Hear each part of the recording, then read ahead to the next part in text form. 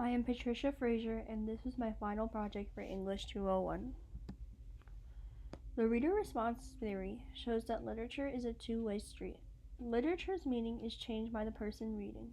It also asks for a second reading for the reader to understand better the symbols and literary devices after laying the foundation on the first read.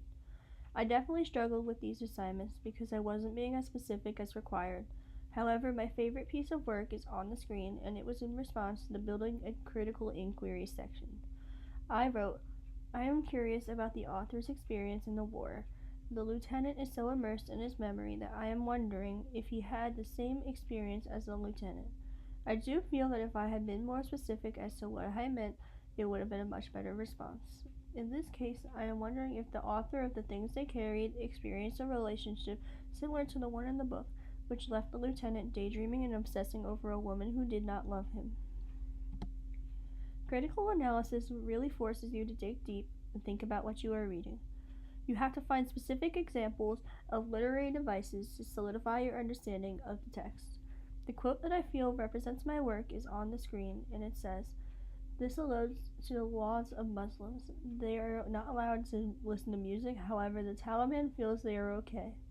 This shows the hypocrisy of the Taliban, as they are supposed to be pushing their agenda because they want pure religion but commit so many Islamic crimes much worse than playing songs.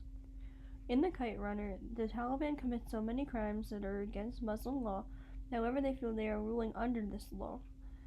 This shows the cultural references in the books and allows us to see the Taliban in a completely different light. The most important reading strategy I used during my book club reading was timeline, which is on the screen. I made a rough draft of exactly what was happening in each chapter and rearranged pieces of paper to make sense of the book. I then put it onto a website which makes timelines. This allowed me to think about each event and how they interview in the future. I had the foundation of the story down, and I can continue on to the figurative language. Another important strategy that I used was highlighting. I would use my iPad to annotate each text to ensure I was understanding the key points and allowing for future reference. The example I have on screen is from annotating a song. I use digital annotations as a tool. I downloaded the text to my iPad since I prefer reading that way. I use the GoodNotes app to make annotations on the text and allowed me to have a deeper understanding of the text since I was allowed to outline the most important parts of the story. I also use Google Docs as a method for the poetry assignments. I was able to annotate poems and add them to the Blackboard and write poems. The example I have on screen is a poem I wrote during the semester for the acrostic poem. I tied our curriculum to my modern world history course. I was able to draw a connection between the family of soldiers in the Vietnam War and the peacefulness of the Silk Road. I learned that in the Silk Road, strangers meet each other and were friendly, quite unlike what was happening in the rest of the world at the time. The people in the Silk Road were a makeshift family in places where the rest of the world would not have done something the same. In the military in Vietnam, they also had a makeshift family. People who would have never met before the war became brothers and became friends for life. I thought that was interesting how conflict can bring people together and become a family.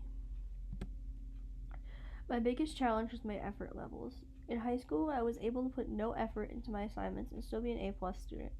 I was naturally good at learning, and I can remember every concept and equation you gave me. I knew that things would be a lot harder in college, so I did try in the beginning, but I didn't try hard enough. I had to learn how to try as hard as I could because I never worked at this level before. I also had to deal with time management since I had actual work to do after class for the first time in years. I have improved massively in the last few months, and as I created a calendar, made spreadsheets of my assignments, and made sure I got all my assignments on time. My most memorable experience was the book club.